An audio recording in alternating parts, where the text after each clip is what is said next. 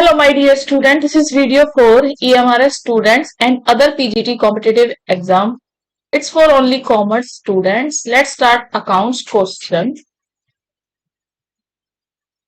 It is the system of paying advance in the beginning and reimbursing the amount spent from the time to time to the petty cashier. Petty cashier कौन होता है? petty cashier को small expense के लिए advance में पैसा दे दिया जाता है कि छोटे मोटे जितने भी खर्चे करने हैं उसको एक पेमेंट दे दी जाती है। ठीक है, जैसे सपोज कीजिए कि 5000 दे दिए, तब उसमें से कह दिया जाता है कि आप इसमें से एक्सपेंस करते रहे, छोटे मोटे जितने खर्चे हो जाएं उन्हें कर लें।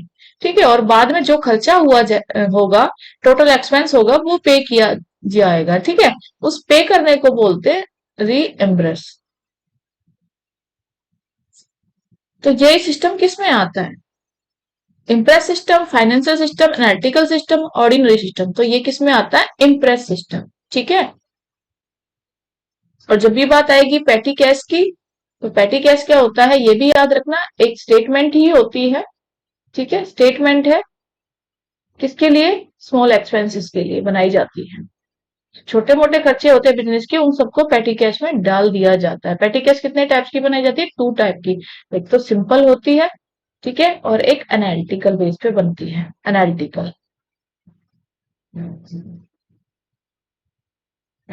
which account will be debited in case life insurance premium is paid by proprietor from business cash। Proprietor कौन होता है? ओनर। ठीक है, ओनर अपना लाइफ इंश्योरेंस करा रहा है। लाइफ मतलब ओनर अलग है और बिजनेस अलग है, सेपरेट एंटिटी कॉन्सेप्ट यही कहता है कि business is a different from the owner. ठीक है, या प्रोप्राइटर। तो जब ये अपना पर्सनल लाइफ इंश्योरेंस प्रीमियम भर रहा है, वो भी बिजनेस के पैसों से, तो ये क्या हो जाएगा? ड्रॉइंग्स, कैपिटल इंश्योरेंस या कैश, तो ये ड्रॉइंग्स हो जाएंगी। ठीक है, पर्सनल यूज की बात जब भी आती है तो पर्सनल यूज किस में चला जाता है? ड्रॉइंग्स में। अगर ये बिजनेस के लिए इंश्योरेंस करता है या एसेट्स के लिए करता है तो वो इंश्योरेंस में जाता है। ठीक है, बिजनेस का इंश्योरेंस कहाँ जाता है? इंश्योरेंस में। बट अभी फिलहाल ये क्या कर रहा है? लाइफ का कर रहा है, तो लाइफ का कहाँ चला जाएगा? पर्सनल होने की वजह से ड्रॉइंग्स में। विच ऑफ द फॉलोइंग में हैव बोथ डेबिट और क्रेडिट बैलेंस? किसका बैलेंस डेबिट भी हो सकता है और क्रेडिट भी? Only cash column of cash book, only bank column of cash book, both cash and bank column, neither bank NOR cash book column. ठीक है, तो जब मैंने आपको कैश बुक पढ़ाया था, जिन्होंने नहीं पढ़ा वो प्लेलिस्ट से कैश बुक की वीडियो देख लें डिटेल में। तो कैश बुक में क्या होता है? 2 कॉलम बुक बनती है। ठीक है, 2 कॉलम। तो जब 2 कॉलम बुक बनाते हो ना,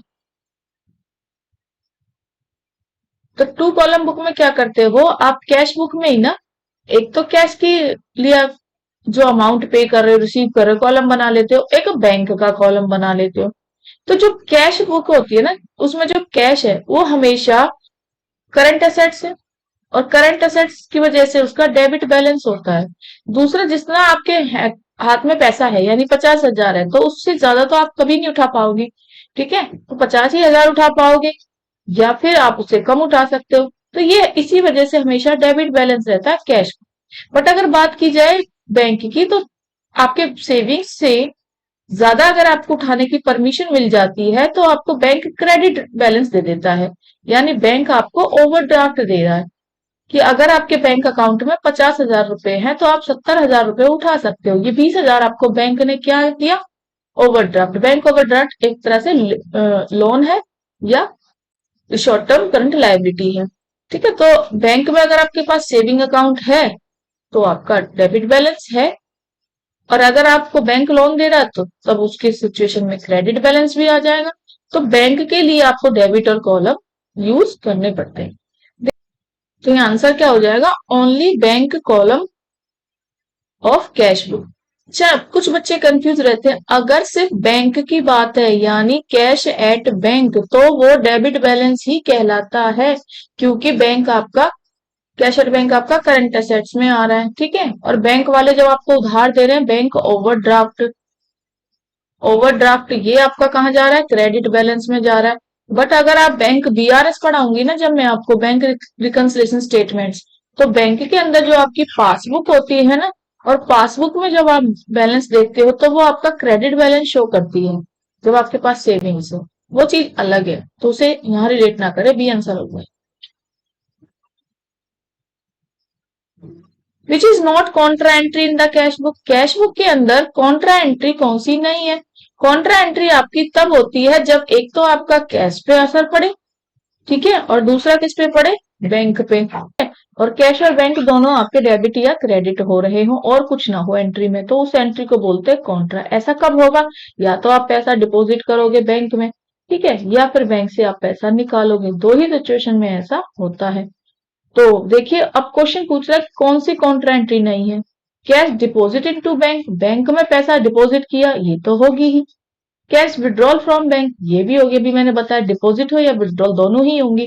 cash withdrawal from bank, bank से यहां तक तो देखो, यहां तक तो एंट्री नहीं होनी चाहिए, बट ये कह रहा कोई पर्सनल यूज, पर्सनल यूज के लिए निकाला ना, बिजनेस के लिए तो नहीं निकाला। अगर यहाँ बिजनेस यूज होता तब तो ये कॉन्ट्रा एंट्री मानी जाती, बट अब ये पर्सनल यूज के लिए निकाल रहा है, तो ड्रॉइंग्स के लिए निकाल रहा है, ठीक है, ड्रॉइंग्स की वजह से अब ये कॉन्ट्रा एंट्री नहीं है। अगर कोई एंट्री में ड्रॉइंग्स टू कैश है तो यहाँ बैंक थोड़ी है। जहां आपको बैंक टू कैश दिखे, bank account debit to cash दिखे, या फिर आपको cash account debit to bank दिखे, दोनों सिचुएशन में ये कॉन्ट्रा एंट्री है जहां बैंक और कैश दिख रहे हैं। बट यहाँ ड्रॉइंग्स टू कैश दिखा रहा है तो ये कॉन्ट्रा एंट्री नहीं है, सी आपका राइट आंसर हो जाएगा। The sales return book records, sales return क्या होता है कि आपने कुछ माल सेल कर दिया, बेच दिया कस्टमर्स को, ठीक है, अब उन कस्टमर्स को वो माल पसंद नहीं आया, या तो बैड क्वालिटी है, ठीक है, या उनकी चॉइस के अकॉर्डिंग नहीं है, उन्होंने रिटर्न कर दिया, तो जो आपके पास वापस आ गया उसे बोलते हैं सेल्स रिटर्न। इसे आप रिटर्न इनवर्ड भी बोल सकते हैं, अगर आपको एग्जाम में रिटर्न इनवर्ड भी दिखाई दे तो भी आप इसे सेल्स रिटर्न ही मानेंगे। तो ये कह रहा है कि ये कहाँ जाएगा? The return of goods purchase, जो परचेज था वहां तो नहीं आएगा क्योंकि ये तो सेल्स रिटर्न है, तो सेल्स वाले में जाएगा। The return of goods sold on credit, return of goods sold for cash, return of anything sold, तो एनीथिंग सोल्ड की तो बात ही नहीं आएगी। इन दो में आप कंफ्यूज होते हो, तो जब कैश में अगर वापस आया होगा तो कैश बुक में दिया होगा, ठीक है, लेकिन जब क्रेडिट की एंट्री होती है वही एंट्री आपकी सब्सिडी बुक में जाती है, और सेल्स रिटर्न आपकी एक सब्सिडी बुक है, ठीक है, सेल्स रिटर्न बुक आपकी एक सब्सिडी बुक है जिसमें सिर्फ और सिर्फ क्रेडिट की एंट्री जा रही है, ठीक है, तो बी आपका राइट आंसर हो जाएगा। Debit note is the source of writing, debit note किस चीज का सोर्स है? ठीक है, a debit entry in an account, a sale to a person, sales return book, या जनरल प्रॉपर्टी। तो देखिए, डेबिट नोट कब बनाया जाता है? डेबिट नोट तब बनाया जाता है जबकि कोई परचेज रिटर्न होती है, ठीक है, तो ये डेबिट नोट बनाया जाता है, ठीक है, अगर कोई अपने माल को रिटर्न कर रहा है, ठीक है, परचेज करके लाए, उसको आप रिटर्न कर रहे हो, तो जिसे आप रिटर्न कर रहे हो यानी किसको रिटर्न कर रहे हो? सप्लायर को, तो सप्लायर को डेबिट नोट बना के दिया जाता है, ठीक है। परचेज रिटर्न की एंट्री क्या होती है? जैसे सप्लायर से लाए, उसका नाम है सपोज करो मोहन, ठीक है, तो Mohan account debit to purchase return, यही करोगे एंट्री, तो ये मोहन डेबिट हो रहा है जिसकी वजह से इसको आप एक डेबिट नोट दे रहे हो, ठीक है, जिसमें आप डिटेल वगैरह लिख रहे हो कि इतना माल मैंने वापस किया है, इस पे मुझे इतना ट्रेड मिला था।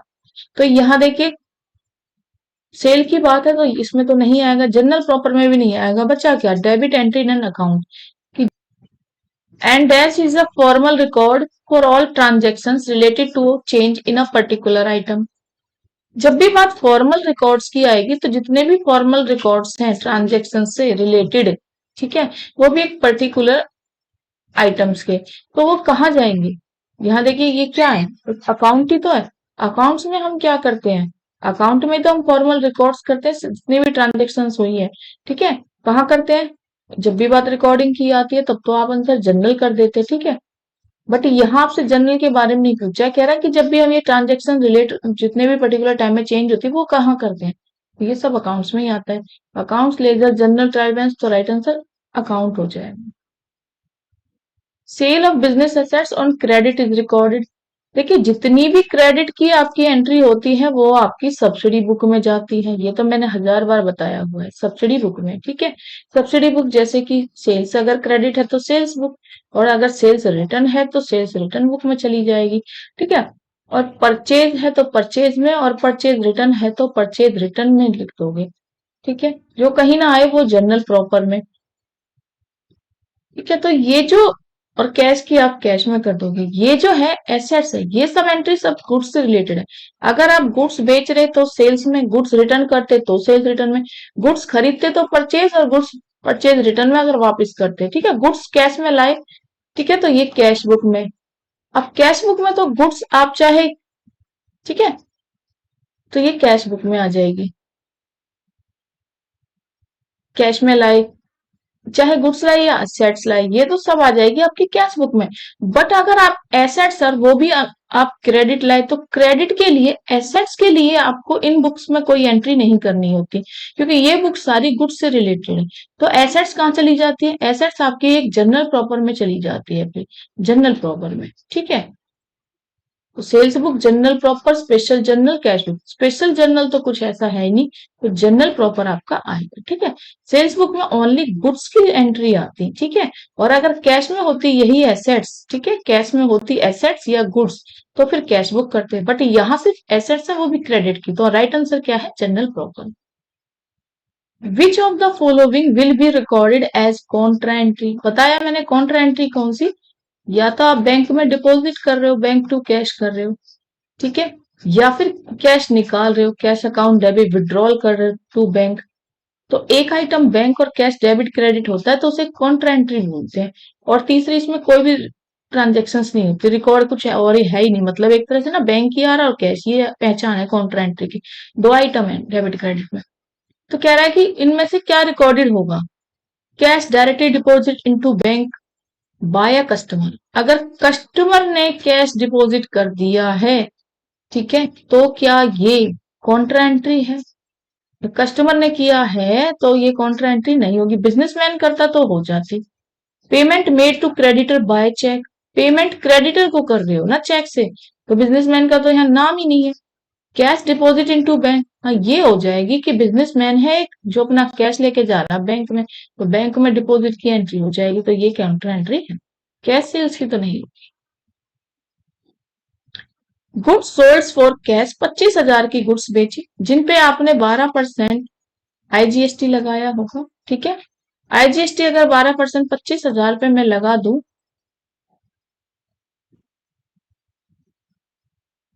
तो 3,000 आएगा। बट वो sales account will be credit पूछ रहा है कि सेल्स अकाउंट कितने से क्रेडिट रहा होगा, तो 22,000 से, 25,000 से, 28 या नन हो गए। तो कैश में तो आप एमआरपी प्राइस 25,000 ही शो करोगे। ठीक है, तो 25,000 इसका राइट आंसर आएगा। आईजीएसटी आपको लगानी है, लेकिन यहाँ पे सेल्स अकाउंट पूछ रहा है ना, तो सेल्स में तो आपका 25,000 ही आएगा। ठीक है,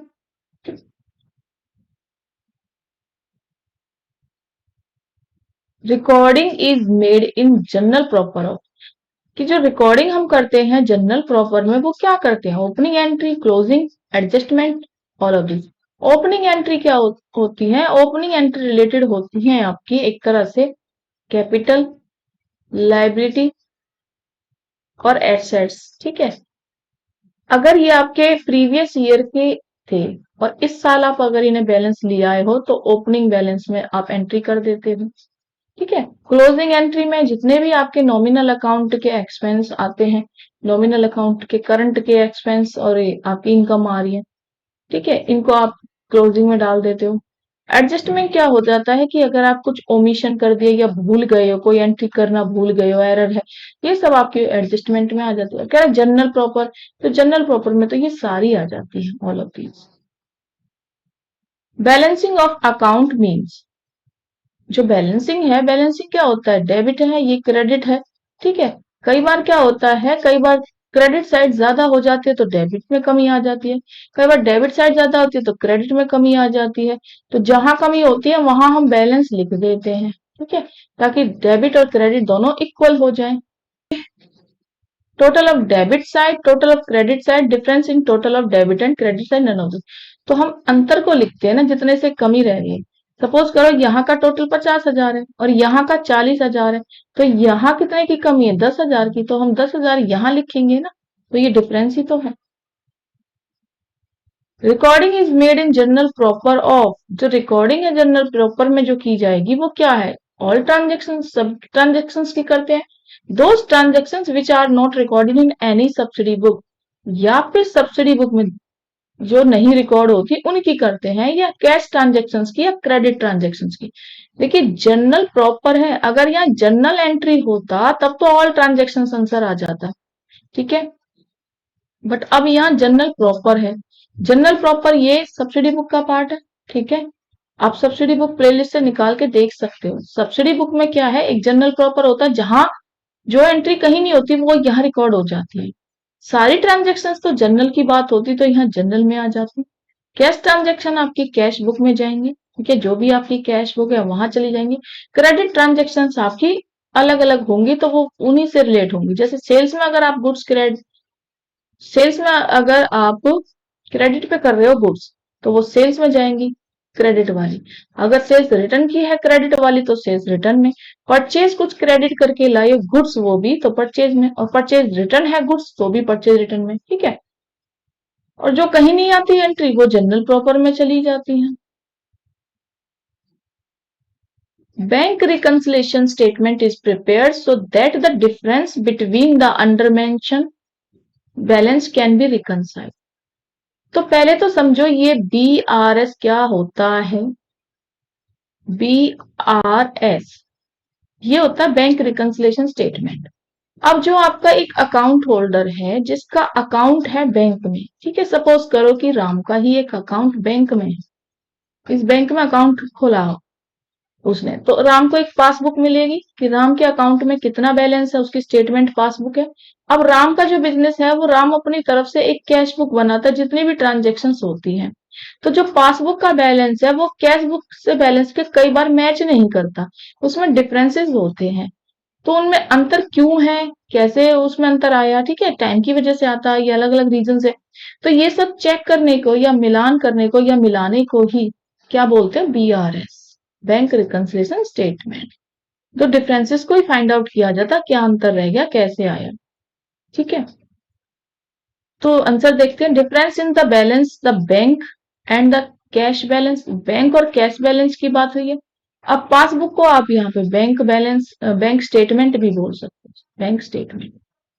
difference in the balance in the passbook in the beginning at the end, beginning और एंड की बात पासबुक से ही कर रहा है। Difference in the passbook and cash book, तो देखिए आंसर क्या हो जाएगा, या नन ऑफ दिस। तो डिफरेंस इन द पासबुक और कैश बुक में दोनों में बैलेंस में अंतर किस रीजन से आया, तो सी आपका राइट आंसर हो जाएगा। The main functions of a commercial bank is to borrow and lending money, only borrow money, only lend money, या none of this. Commercial bank कौन से होते हैं, जो कॉमर्स पर्पस के लिए यानी बिजनेस पर्पस के लिए आपको लोन देते हैं, एक तरह से ऐसे हो गया। और जो लोन देंगे, ठीक है, तो आप बैंक से उधार ले सकते हो, ठीक है, बोरो कर सकते हो, उधार लेना, ठीक है। बैंक आपको उधार दे रहा तो लैंड मनी यानी उधार देना, ठीक है। और बैंक भी किसी और से बोरो कर सकता है, बड़े बैंक से, ठीक है। तो बैंक बोरो भी करेगा और उधार भी देगा, दोनों ये काम उसके मेन फंक्शंस तो है ही। बैंक के पास अपना पैसा थोड़ी होता है, ये जो बैंक है वो भी किसी और से लाता है, जैसे कि आम जनता जो पब्लिक है उनकी सेविंग्स होती है, ठीक है, और उठा के वही प्रोड्यूसर्स को दे देता है हाई रेट पे। तो एक जगह से बोरो करता है, दूसरी जगह से उधार दे देता है, बीच में जो इसका कमीशन है वो ये चार्ज कर लेता है, जिससे इसकी इनकम निकल जाती है। तो ये सिलसिला चलता रहता है। तो बैंक क्या करेगा, बोरो एंड लैंड मनी, यही इसके दो काम है। बाकी इसमें चेक ड्राफ्ट पेमेंट ये सारे इसके अदर फंक्शंस हैं, एज एजेंट काम करता है, ये अदर पे फंक्शन है। यहाँ आपसे मेन पूछे थे, मेन ऐसे तो ये आपको लोकर की फैसिलिटी भी देता है ना, सेविंग्स की, फिक्स FD की, बहुत सारी बेसिक फंक्शंस इसके हैं। बट मेन में अगर आपसे पूछा जाए तो बोरो एंड लैंड मनी इसका मेन फंक्शन है, उधार देना और लेना। Bank reconciliation statement is prepared, bank reconciliation statement, एक तो ये BRS करके भी आ जाता है, B for bank, R for reconciliation, S for statement, ठीक है। इसे क्यों बनाया जाता है, to know the payment made through cheque, cheque की पेमेंट जानने के लिए, to know the error in the passbook, error जानने के लिए, to compare the cash book with passbook and ascertain the differences, या नन ऑफ दिस। तो बार बार आपको ये क्वेश्चन घुमा घुमा के पूछेगा। तो देखो जब कैश बुक और पासबुक दोनों में जो अंतर है दोनों में जो डिफरेंसेस आ रहे हैं उसको देखने के लिए ही हम बीआरएस बनाते हैं, ठीक है। बीआरएस से हम ये जानना चाहते हैं कि पासबुक में सपोज कीजिए 50,000 बैलेंस है, कैश बुक में 30,000 आ रहा है, तो ये जो 20,000 का डिफरेंस है ये क्यों आया, कैसे आया, ठीक है। जो मेरी कैश बुक है और पासबुक है, जो ये दोनों अलग अलग मुझे बैलेंस शो कर रही है, इसके रीजन को जानने के लिए बीआरएस बनाया जाएगा। बैंक्स अब bank reconciliation statement is prepared by, लेकिन ये बीआरएस बनाता कौन है, ठीक है। अब ये पूछ रहा है क्वेश्चन कि कौन बनाएगा, क्रेडिटर बनाएंगे या बैंक या account holder in a bank या डेटर। देखो डेटर वो जिसे आपने उधार में माल बेचा है, सेल्स की है, वो भी क्रेडिट पे, तो वो क्यों बनाने आएंगे। क्रेडिटर वो जिनसे आपने परचेज किया है, वो भी क्रेडिट पे, ठीक है। तो इनका भी कोई लेना देना नहीं है। अब कंफ्यूज आप होते हो बैंक या बैंक होल्डर में, ठीक है। तो बैंक थोड़ी बनाएगा, बैंक के पास आपकी जो बिजनेस की वो कैश बुक थोड़ी है, बैंक के पास सिर्फ और सिर्फ आपकी पासबुक है जिसे वो बनाता है। लेकिन बीआरएस की बात होगी तो बीआरएस तो आप बनाओगे ना अपनी कैश बुक से मैच करने के लिए अपनी पासबुक को। आपके पास पासबुक भी है, कैश बुक भी है, दोनों के लिए बनाओगे। तो आप कौन हो, आप हो अकाउंट होल्डर, आपका जिसका बैंक में अकाउंट है, account holder in a bank, right answer हो जाएगा। Passbook is a copy of, passbook किसकी कॉपी है, कस्टमर के अकाउंट की, bank column of cash book, cash column of cash book, receipt and payment की। तो देखो रिसिप्ट एंड पेमेंट बाहर लेने देने को कहते हैं, बिजनेस में अगर कुछ मिला तो रिसिप्ट पेमेंट किया तो वो ठीक है। और कैश कॉलम की कैश बुक आपकी बिजनेस से रिलेटेड है, बिजनेस से रिलेटेड आप खुद बनाते हो बिजनेस के लिए। Bank column of cash book, ठीक है, ये भी आपकी कैश बुक के ही पार्ट है, तो बैंक से इनका कोई लेना देना नहीं। बैंक आपको एक स्टेटमेंट बना के देता है, ठीक है, कि कस्टमर ने कितना पैसा निकाला और कितना जमा किया, तो ये कस्टमर के अकाउंट की एक कॉपी है, स्टेटमेंट कॉपी है। Bank reconciliation statement is mainly prepared for, जो बीआरएस बनाया जाता है उसका पर्पस क्या होता है, किस पर्पस के लिए बीआरएस बनाया जाता है, reconcile the cash balance of the cash book, cash book के बैलेंस को जानने के लिए, reconcile the difference between the bank balance show by the cash book and bank passbook। देखो यहाँ कैश बुक भी आ गई और बैंक की पासबुक भी, और दोनों के डिफरेंस को जानने के लिए राइट आंसर तो यही हो गया, बोथ नहीं, ठीक है। तो ये घुमा फिरा के क्वेश्चन पूछेगा, 3-4 तरीके से मैंने इस क्वेश्चन को रखा क्योंकि काफी इंपॉर्टेंट क्वेश्चन है। अब bank reconciliation statement is a, bank reconciliation statement क्या है, part of cash book, cash book का पार्ट है, पार्ट ऑफ पासबुक का पार्ट है, या स्टेटमेंट प्रिपेयर्ड बाय बैंक है, या statement prepared by a customer है। तो देखो बैंक रिकंसिलिएशन स्टेटमेंट, ठीक है, ये एक स्टेटमेंट है जो कि कस्टमर बना रहा है, ठीक है। कस्टमर बना रहा है किसे देख देख के, अपनी कैश बुक को मैच करने के लिए पासबुक से, ठीक है, या पासबुक को कैश बुक में जो डिफरेंसेस है उनको चेक करने के लिए कि क्या डिफरेंस है, ठीक है। तो बीआरएस नहीं बनाता बैंक, बैंक से पासबुक बनाता है आपकी। तो ये पासबुक का पार्ट नहीं हो सकता क्योंकि इसमें कैश बुक भी है, कैश बुक का नहीं हो सकता क्योंकि इसमें पासबुक भी है, ठीक है। तो बचा क्या, D, statement prepared by the customer. अगर आपको मेरी वीडियो पसंद आ रही है तो मेरी वीडियो को लाइक करें, शेयर करें, चैनल को सब्सक्राइब कर दें, बेल आइकन, जैसे ही मैं वीडियो अपलोड करूं आपको ज्यादा से ज्यादा नोटिफिकेशन मिल जाए।